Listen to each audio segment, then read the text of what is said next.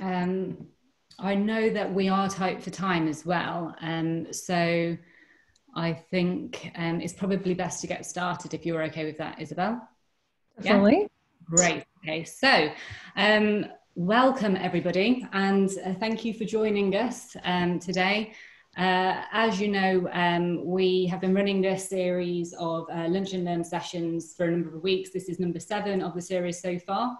The series is designed to enable you to ask questions to leading experts around topics such as experimentation, typography, UX best practices, etc. And today I have with me our guest speaker, Isabel, who, as you can see from the slides, works for Optimizely. I personally love speaking to Isabel because she has got a wealth of experience in working for and consulting around digital experimentation for huge brands. So me being a marketer, I know kind of the ins and outs of my company, but what Isabel has access to is that variety of different industries and different companies in different industries, and is a pro at leading and building out those experimentation programs. So she has a wealth of experience, which is why she's going to be running through some of the key learnings today. Just a little bit around the context of how Optimizely and iQuant work together. Isabel and the team at Optimizely actually use iQuant, I think, during the more ideation phase of the design process. So in terms of experimentation, you can use iQuant to test the more cosmetic elements of an experiment, right? So the layout, the typography, color palette, etc. And then what Optimizely is amazing at doing is being able to track the success of those different experiments. So what actually works, what is proving your hypothesis right, etc. So it does a hell of a lot more than that. And if you've got any questions around what Optimizely can do, then you can obviously reach out, put the questions in the chat function, and I will put them to Isabel throughout and later on during this session. So enough of my rambling. As I said, send over your questions and I will put them to Isabel. But over to you, Isabel. Thanks, Lorna. Hi, everyone. Good afternoon. I'll be talking to you guys today about the time to experiment being now and building a culture of experimentation. So before we dive in, I just want to give you guys a brief overview of the agenda, and I'll introduce myself quickly as well. So what I'd like to do today is talk about topics in the following order. So I'd like to set the stage before we get started, a little bit more about the economic climate we're in currently. Then talk about culture, a little bit more in isolation and about experimentation and culture together. And then move on to what it takes to build and scale an experimentation program. And also give you guys some examples of how we've seen some companies truly embrace the culture of experimentation. And then at the end of the session, we have some time for questions like Lorna just mentioned. Happy to discuss them. I think we have around 10 to 15 minutes to go over these, so I'll make sure to leave some time for your questions there. All right, so before we start a little bit about myself, and Lorna already did a brief introduction, but as she mentioned, I'm a strategy consultant at Optimizely, where I help our customers, and actually quite a wide range of customers, from, let's say, luxury segment like Burberry to a checkout to Ambassador Theater Group, with building and scaling experimentation programs, and also really helping with day-to-day operations in terms of experimentation, helping that being set up. So that could be ideation, prioritization, helping to build out a roadmap. So it's very interesting to see all these different organizations, how they deal with this. And also all of that has been input to the deck that I'll provide you guys with today. So moving forward, we discussed the agenda already, but let's start talking about setting the stage. So what I want to talk about is why now is the time to start building a true culture of experimentation if you haven't done so already, or if you haven't started it yet. So just to set the stage, during these challenging times, how consumers behave online has drastically changed. And we're looking at this through the lens of COVID-19. You know, Corona impact on the time that users spend on different websites and the time they spend per session in these industries has drastically changed. This is some data that Content Square provided.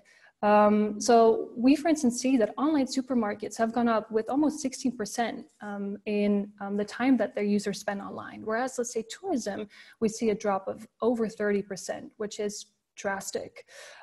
We did not expect this to happen.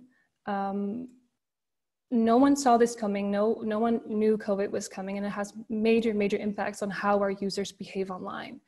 So also, it really impacts where consumers spend their money and intend to spend their money. This is a report from McKinsey on consumer spending intent. And also here we see drastic changes with groceries, for instance, in the increase in spending intent, whereas with, let's say, out-of-home entertainment, alcohol and pet care services, we see a significant drop. So we did not expect this to happen either. So these unanticipated changes have a major impact on many, if not all businesses, mostly financially and strategically, and in some cases also culturally. And you may ask yourself why does this bring along cultural changes? Well, in some cases, this may truly mean that businesses are starting to realize that these external developments may have such an impact on your business that they need to be set up to be more agile and be more resilient and really be able to, let's say, create a culture that is able to basically work through this. So let's talk a little bit about culture in itself and culture in relation to digital effectiveness, or let's say digital success. So like I mentioned, before we talk about building a culture of experimentation, it's super important to look at what culture really is and why it is so important. So what is culture? Well, culture is a self-sustaining pattern of behavior that determines how things are done. And corporate cultures are self-renewing and slowly evolving. So whatever people think, believe, and feel is reflected and shaped by the way they go about their business. And why is it so important, especially in today's economic climate? And I already mentioned this briefly. So there's that component of agility, there's that resilience, and having a culture set up for that can really help bouncing back from moments like this. So culture correlates with performance. Culture is inherently difficult to copy and creates competitive advantage. Healthy cultures enable organizations to adapt, like I just mentioned. So if we relate culture directly to digital success and to digital change, we see from a McKinsey study that risk aversion and cultures averse to risk and experimentation can be the biggest bottleneck to achieving digital success. 25% of the respondents believed so. Another 20% of respondents believe that a lack of common understanding of company culture is also a major impediment to digital success. So these are just some examples of bottlenecks that can arise in terms of culture related to digital success. So this is just a little lead up to me talking about why building out an experimentation program in a solid, strong way and basically making sure that you ingrain a culture of experimentation is key to having that resilience and having that agility and to be able to bounce back from changes as seen in the market. So what I'd like to do now is talk you guys through the 6 pillars of building a successful experimentation program.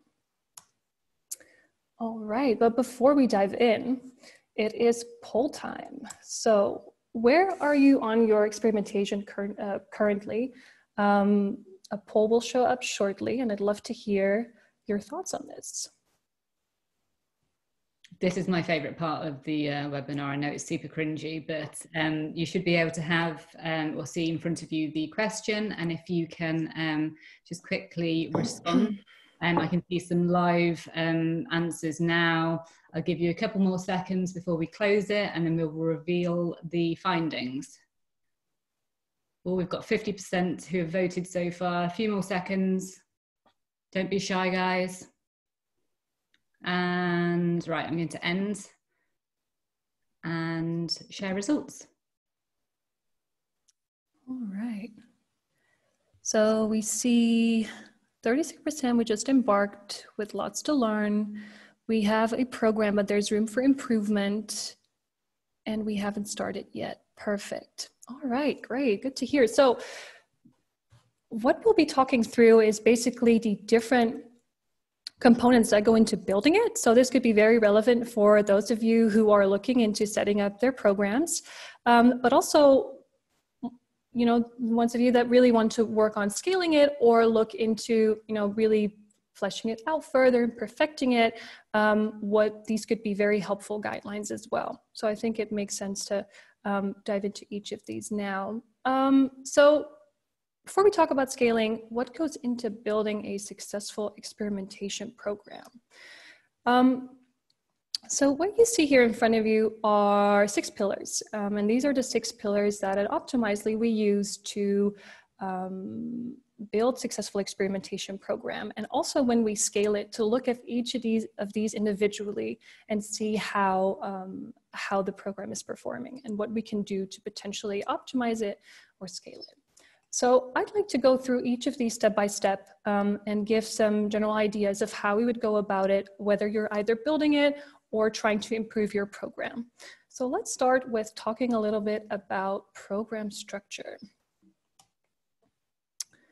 All right, so when we talk about program structure, and I know there's a lot of text on this slide and we're not going through each and every part of it, but it's to give you guys a general idea of the 4 different structures that we typically see when we look at an experimentation program or when we intend to structure these. So what I'd like to say the main takeaway here is that structure your program based on vision. So what is the vision that you have for your experimentation program? Where do you want to grow towards? Is it working with maybe 20 different product teams that you have and having each of these test autonomously down the line?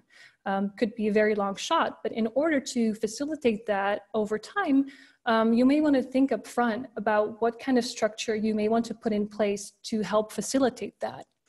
So what we see very often, it's actually very dependent on that vision you have for your program, as well as how the organization is structured and how you can fit one of these structures, or maybe a hybrid of some of these structures combined together within the larger organization. So just to go over a couple of examples of structures that can be put in place and structures that we typically see. So an individual team could be the way that your experimentation program is structured. So it could just be a single experimentation team that sits within a business unit. Another example is a centralized experimentation program where an experimentation team sits the same level as a business unit and basically performs, or as the other business units, and performs experimentation related processes within that team. Then for the different business units, that is. A center of excellence is another structure that we see very often, and that is typically used to help enable experimentation teams that sit within the business units. Generally more of an enabling role here. And then we have experimentation council, which is generally a structure that we see being used by organizations and by experimentation teams where there's overlap on testing with the different teams. So to have some sort of a committee that oversees what is being done in terms of experimentation, rather than have a very active role. So these are just some examples of structures that we see. And like I mentioned, the key takeaway here is to really base the structure that you want to put in place on the vision that you have for your program. Just to give you an example of a center of excellence and what that could look like in terms of responsibilities.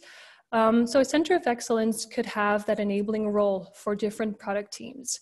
Let's say you have 4 product teams here, each of them being responsible in terms of experimentation for ideation. So coming up with experiment ideas, prioritizing experiment ideas, as well as designing, executing the experiments and running the results analysis.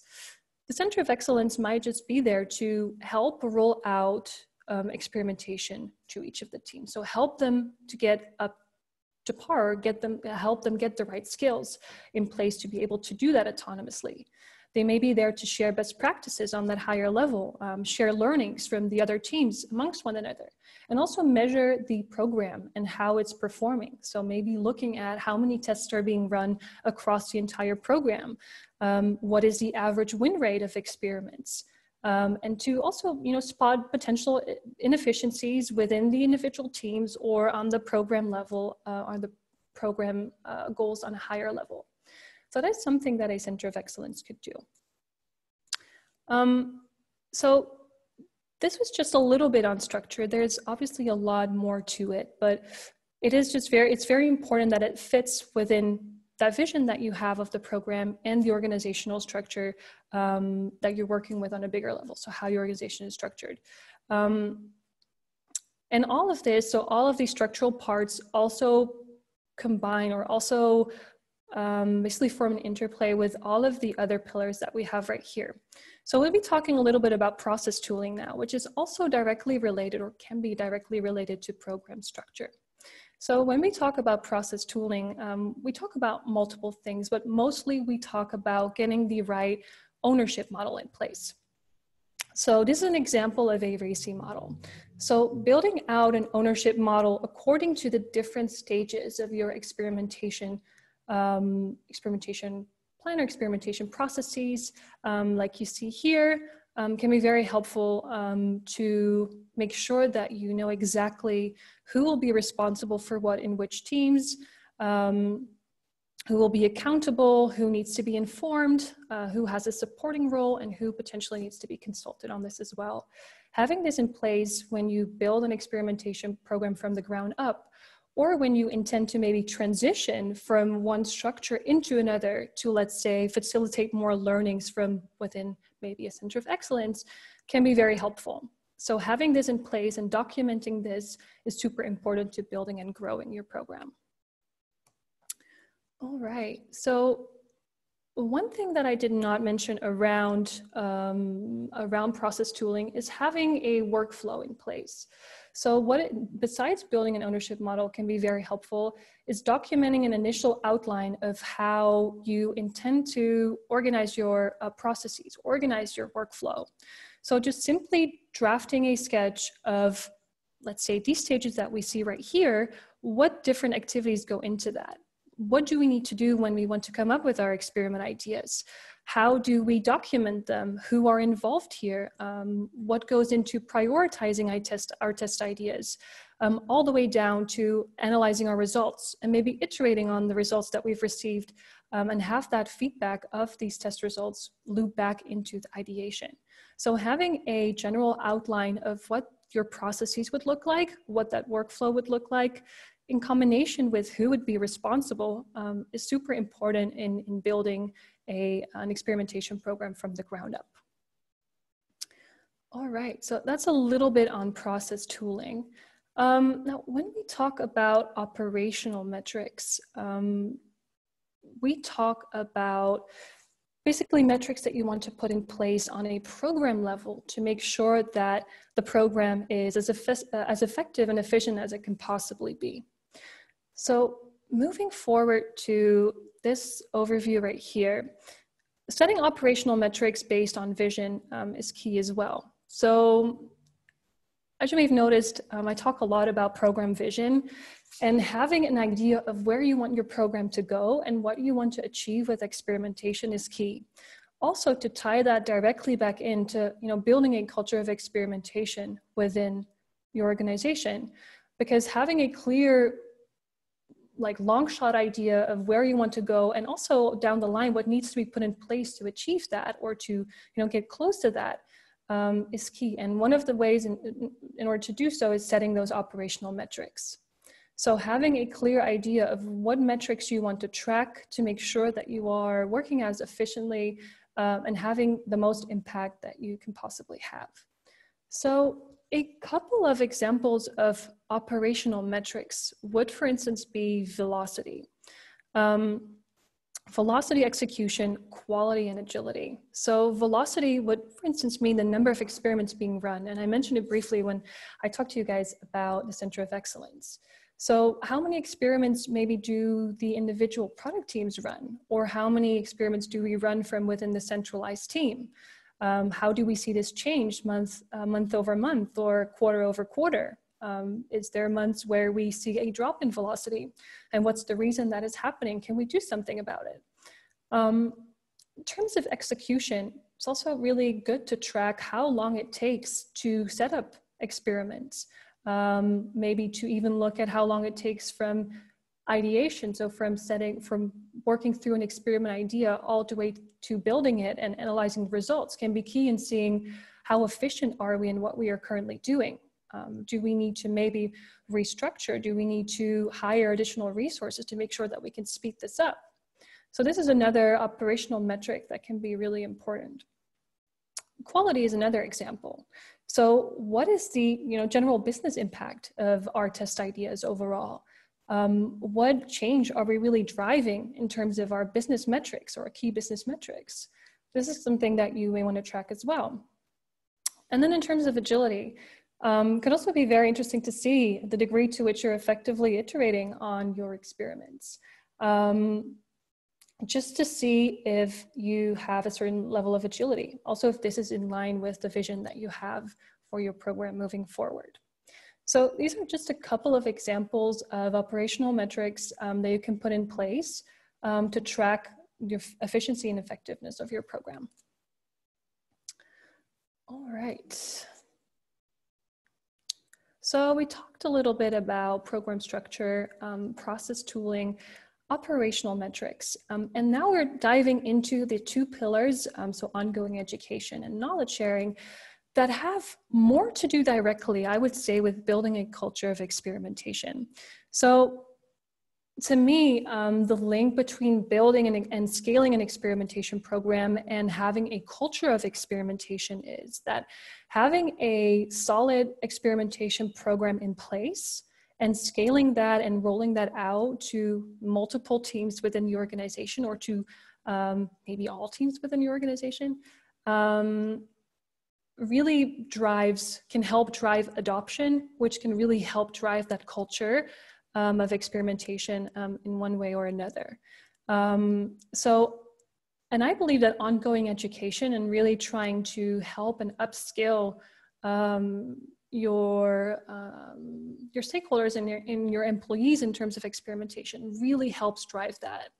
And the same goes for knowledge sharing. So sharing knowledge about experimentation broadly across the organization can really help drive adoption and establish that culture of experimentation over time. So let's have a look at ways in which education can really help drive that. So continue to educate and upskill your teams throughout the time that you're running your experimentation program is key. So having clear best practices, sharing that with a team, sharing that with your employees, making sure that you continue to build these best practices is key. External training courses can be super helpful and important to make sure that your employees continue to be educated on experimentation. Same goes for consistent sessions and meetings, making sure that there is some repetition to it, that you continue to educate and continue to share. And then cross-team knowledge transfer is super important as well, to make sure that you learn from one another and that you really stimulate this. So moving forward to talk a little bit more about knowledge sharing. So when we talk about knowledge sharing, let me go right through this specific slide. What is really important is to create a clear-cut plan for knowledge sharing. So I mentioned briefly that knowledge sharing and doing that widely across the organization, or maybe initially within the teams that are directly working with experimentation, is super important and will really help drive experimentation adoption. So this is just a simple overview of what can be done and which points in time can be used to share information about experiments with maybe the wider organization. So this is an example of a structure where we're working with a center of excellence and working with product teams, multiple product teams. And the way that we looked at it here is every or multiple steps within the experimentation process or within the experimentation cycle are broken down. So an initial point of contact with other audiences could be experiment ideas. So after ideation is taking place and you have a list of experiment ideas, what can we do in order to share that? How can we drive adoption there? Well, we could share experiment ideas with the COE, with the product teams. We can have the product team be responsible for sharing it. And what we could share is an experiment roadmap, or we could share an experiment excitement poll, maybe even to the wider organization, just to drive that adoption and to get them excited about it. And we could do that on a weekly or bi-weekly basis. The same goes for running experiments. Maybe work with a winning experiments poll. So which experiment do you expect to win? Maybe also send this out to the wider organization. This also goes for experiments concluded. So what are the test results? And maybe also have that poll winner announcement. So who of all the participants were winners? Who got it right? Who knew which experiment would be a winner? And then in terms of program performance on a larger scale, you may want to direct it specifically to your center of excellence with input from your product teams and speak directly to your executives with this. So to supply, let's say, a management report and really specific business cases that also quantify the value that your program has delivered. And maybe do that at a quarterly cadence. So having a very clear-cut plan in place for knowledge sharing and for result sharing as well can be super important to drive experimentation adoption. We've had a question through, and I think it's quite timely to put it to you. You may have already answered it, but the question is, with everybody being so busy all of the time, can you share some advice on how to get real buy-in from the different roles so that it's not seen as just another kind of a tick box of something to do? So it's more kind of, I guess, within the fabric, it's easier. It's not it's a task. You've got that, as the questions put, that real buy-in. To really get that real buy-in, is that from particular roles within the organization? Is there anything in the question around that, or just in general? Specific roles. I think it's more generally. I think we can see here tick boxes. So rather than to some people, it may appear as, okay, so now I need to get buy-in. It has buy-in. Is that tick? What are the actual tactics that can be kind of deployed to get that excitement, to get that buy-in? Yeah, great question. So a couple of things that I've seen work really well. Obviously, it depends on the type of organization, as well as on the amount of buy-in that there already might be for experimentation.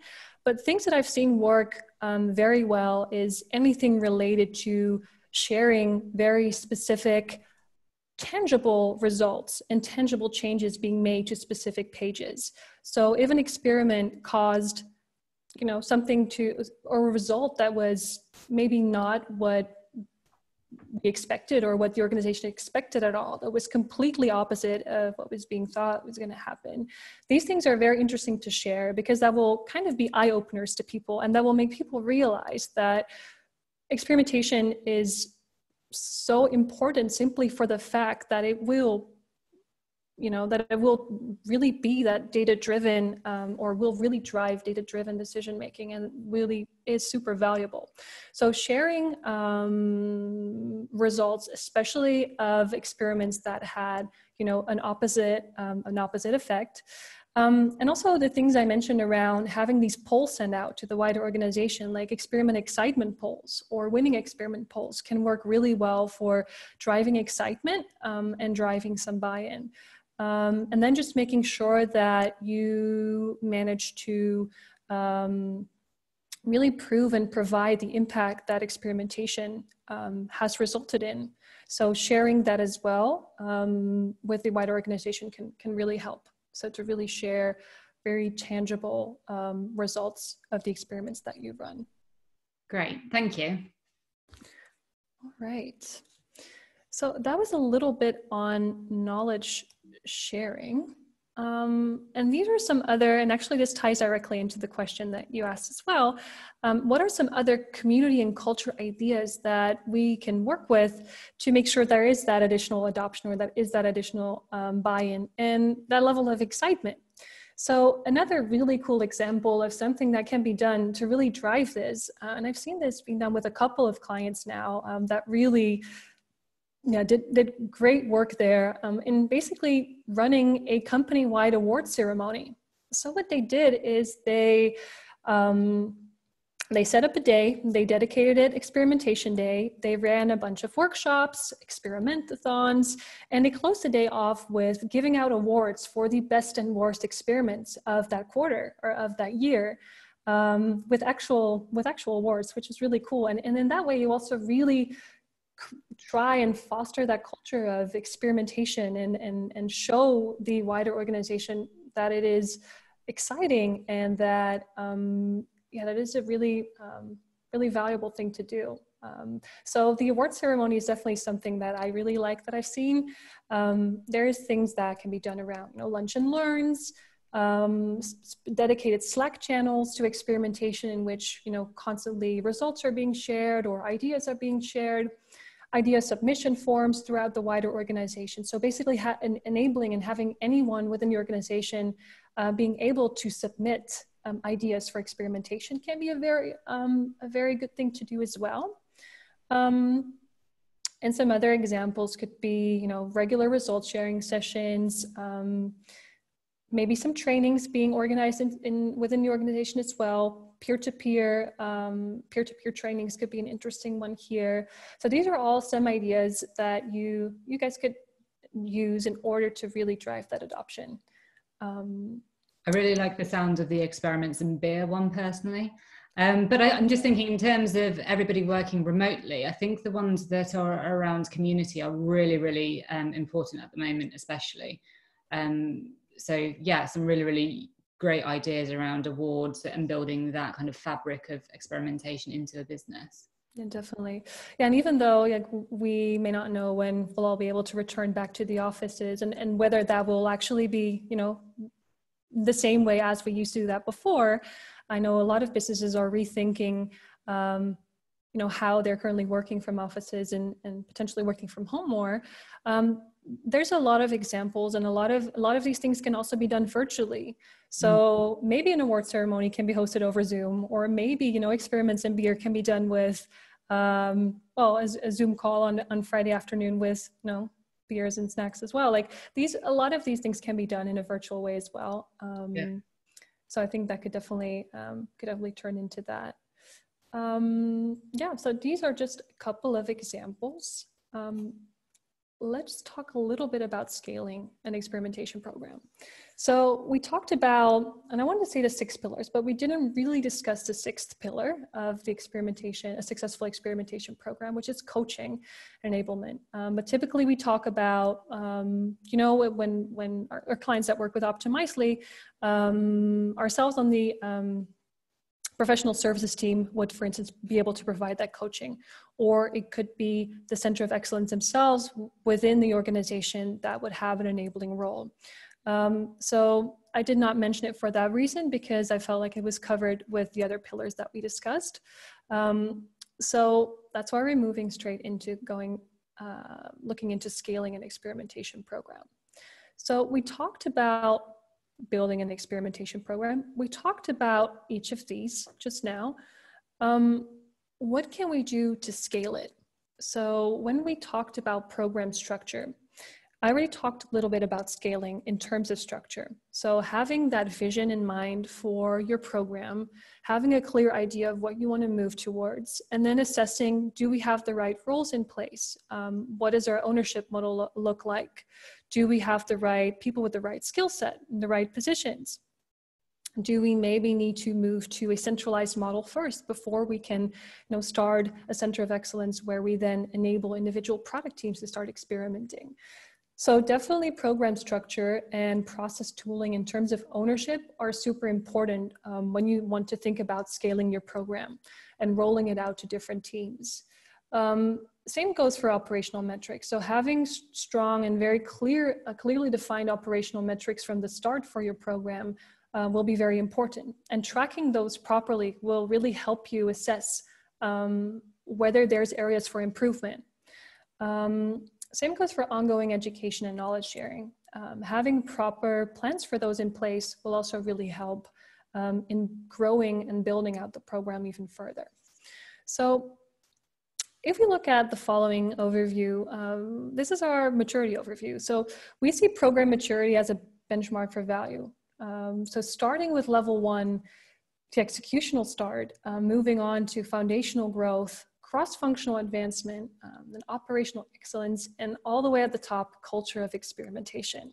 The end goal of the maturity overview of experimentation here. So each of these stages, we look at a couple of components. So we look at experimentation maturity along the lines of team, structure, process, success, education, and culture.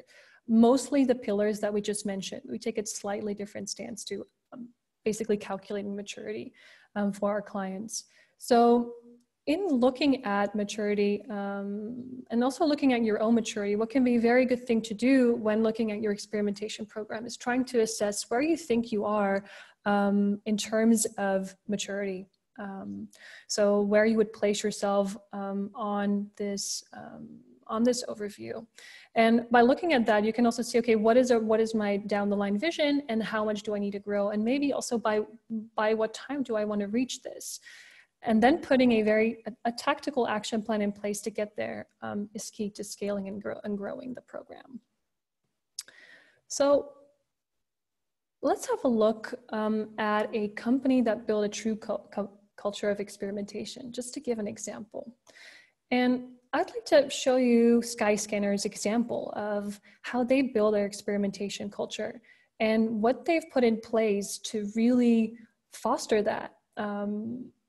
As you can see, this is a little overview of what they've done. So in terms of tool, they actually have a very, quite a unique way of looking at it. So what they want and what they have done is really make sure that everyone within the organization has the possibility and the ability to contribute in one way or another to experimentation and to be able to see whatever is being done in terms of testing. So in terms of choosing a tool to work with, they wanted to make sure that it is very easy to use, that it is basically very accessible to lots of people to make sure that it's being adopted and being used. In terms of mindset and process, they've really adopted a fail forward approach. So really stimulating people to take risk and to move forward and not be scared to fail. So they really try and make sure that that's being, that's being put in place. Then also peer reviews. So having peers reviews one another, really working through that, like kind of, works together with a failing forward as well. So having that kind of that 360 review cycle from your peers as well as really people, stimulating people to take risk. And then working with external inspiration. So really making sure that there's great webinars and great speakers that host talks about anything that they may find interesting, that may provide them inspiration to work on a day-to-day basis, and also with regards to experimentation. And in terms of education, they build their own university, Skyscanner University, where they have a lot of information around experimentation, but also just other topics in general that really helps each and every one of their employees to stay on top of the subject matter. And yeah, these are a couple of things that they've really done and put in place to build that experimentation culture and ingrain it into the DNA of their company. And that is, to be honest, reaching a true experimentation culture that is ingrained within your organization is definitely a long shot for most of the organizations I work with as well, because it really is a cultural change. It really is a mindset change than some of your maybe teams and employees, and it can definitely be very hard to accomplish. But moving towards that and really trying to grow and scale your program along the lines that and along the pillars that were mentioned today will really be helpful and provides lots of value to your organization. You know how long this roughly took to build out this very established culture? Yeah, I'm not entirely sure. I'm not entirely sure of that. I do know that they were quite early in adopting this and really kind of building this from the ground up and working through this. So I do know that they were quite, you know, a very early mover in that regard. So I'm not entirely sure how long it took them to do so. So that was just an example of Skyscanner and what they put in place to build that culture of experimentation. I'd like to close off with some of the main challenges that we've come across in building and scaling an experimentation program.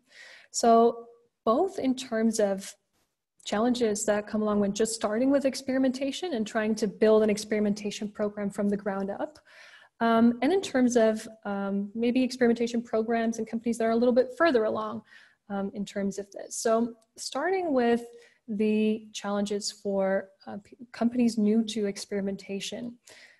Executive buy-in can definitely be a challenge, and this is a challenge that we very often see. That's also why it's super important to, with your experimentation program from the start, try and share results, make it very, very tangible, make sure that you show the value that it provides. And also share the cases where the results were different from what you originally anticipated. Then having diverse tech stacks is also a challenge that we see very frequently. New governance and process.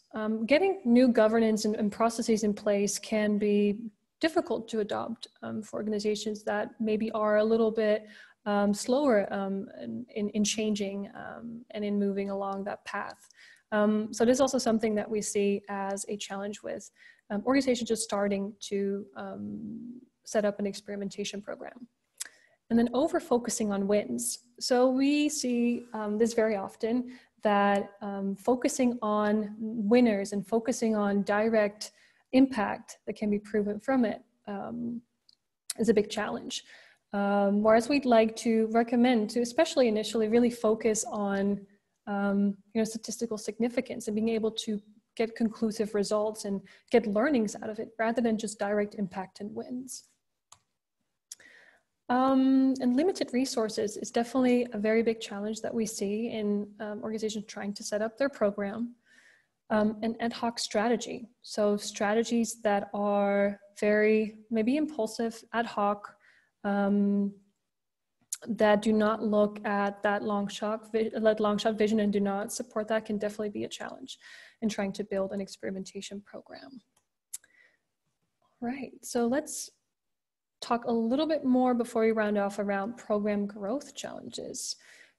They're fairly similar. There's lots of similarities with the slide that I previously showed you. But another one that's different here is the new shiny object. So teams really focusing on, or initially really, being really interested and really excited about it because it's the new shiny object, and then slowly excitement wears off is something that we see. Still governance is another one that we frequently see.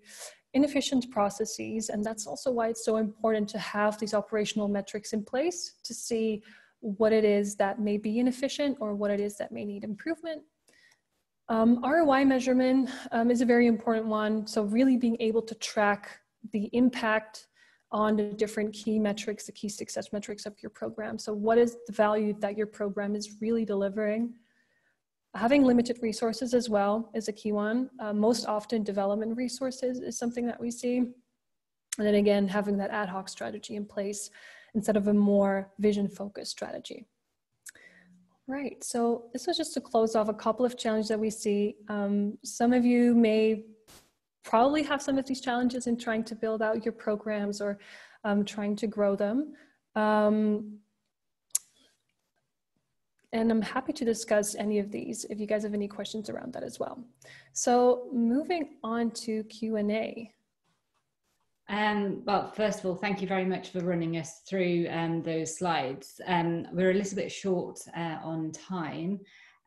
So one of the ones that has come through to me directly is, I think you covered it, but if you can just recap, what would you say the top tip for starting out on an experimentation program would be? So what's your top tip for people just embarking on that? A very clear vision of where you want your program to go, and a very clear outline of the metrics that would define success for your program. So having a clear idea of what you want to work towards. Okay, great. And that makes perfect sense, right? If you're saying that the key barriers are around stakeholder buy-in, and also people changing priorities all the time, if you've got that kind of milestone or that key objective, then you can always come back to it. So it kind of strengthens, or yeah, I guess it helps support what your objective is, right? Yeah, exactly. And also it really helps to have alignment in terms of that. So also with experimentation, you may notice that you want to, also iterate on your processes. You want to look at your ownership over time, and you may find out that, you're not efficient, your processes are not as efficient as you thought you would be, or they would be. Then having these initial metrics and ideas in place of where you want to go, you can revisit them and then basically iterate accordingly and make sure that you don't lose track of what you're aiming for. Okay. We've just had another question in. Should we divide everyday tasks and experiments, or just turn tasks into experiments? Very good question. And the answer is not a very easy answer, because what I say is that it's very dependent on how you're structured. So what we see with different kinds of organizations, so let's say your experimentation efforts might be centered within a centralized team, or you might just run a couple of experiments maybe within your marketing team on a month-to-month basis. What I would do in order to see what would make most sense for your organization is really look at again what you're trying to achieve with testing, whether and what roles and responsibilities you would need to get there, and then see would it fit within the current workflow, or do we want to separate it and look at testing and experimentation in a separate way, and do we need to structure our team differently in order to achieve those goals? Okay. Thank you for that. And I've got a question. Have you seen experimentation go terribly wrong? No, I think experimentation going terribly wrong. I think the idea behind experimentation still, it's testing. We're still experimenting. We're still seeing if things work out. It's basically one giant, it all is one giant experiment. So I don't think terribly wrong is something that I've seen, but definitely, the challenges that I mentioned before, and, key bottlenecks around ad hoc strategy. So just testing to test rather than testing to, or experimenting to, learn and to drive impact is something that I would definitely not recommend doing. So simply to, maybe what I've sometimes seen is that organizations top down claim that they find experimentation important, but then want to stimulate teams to just test for having a number of tests live rather than having tests that are well thought out, validated by data, are solving user problems, and actually drive learnings and impact. So that kind of ties into a little bit to ad hoc strategy and a little bit into not having a clear vision in place for experimentation. Great, thank you. I definitely can, as soon as you're mentioning these things, I'm reliving conversations I've had in the past in different businesses where it's like, but we have to experiment because we have an experimentation culture. And I'm like, we're spending so much time crafting these experiments and we've completely lost sight of what we're actually trying to achieve here. But again, I think it comes back to actually just having almost a roadmap, right, of what you're looking to achieve. And then with the measurements that you outlined earlier, around the velocity as well. That's also like a good KPI to be able to say, are we spending too much time hypothesizing and not actually doing, without compromising on what we're actually tracking? As well, yeah, definitely. So these, metrics around how the program is performing, how efficient it is, how effective it is, are really key also in growing your program over time and making sure that you can increase the efficiency there, and overcome certain barriers that you may have, or maybe relocate specific resources to make sure that you can be more effective or efficient in certain ways. So yeah, it's definitely key in building out a program. Great. Okay, so we've got one last question, and I think it's a very, very good question. I mentioned testing going horribly wrong. How do you know when to roll back, and how do you repay users for any potential damage that's been done? Very good question. So how do you know when to roll back? Again, I would say this really depends on the situation. So let's say we're running, you're running an experiment. You have a very clear hypothesis. You base the idea on, user research.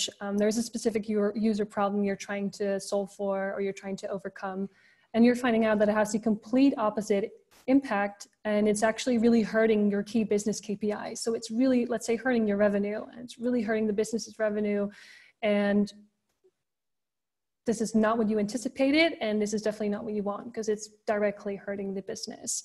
Then what I would suggest you do,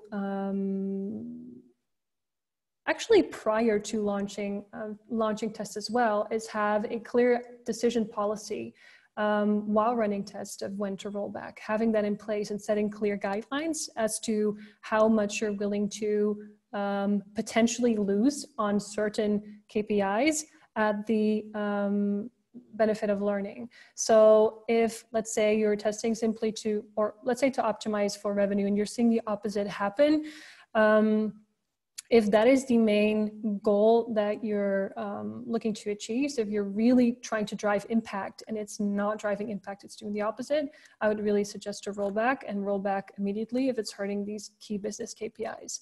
If your main purpose really is learning and trying to dive into it after and really breaking down the data to see what is happening and why couldn't we reject our hypothesis, then I would suggest to continue to run it for a little bit longer, but definitely always make sure that you track these key business KPIs and make sure that you decide on a policy when to roll back. So when you would find that most reasonable for your organization. Great. Yeah. I think that is really important. I hadn't thought about that before. But that damage mitigation and having an eye on that so that you really do limit that risk, I think that's really, really important. So that kind of concludes the Q&A section and also the entire Lunch and Learn session. So thank you so much, Isabel. I found that really, really useful, and I'm sure, judging by the amount of questions, everybody else did.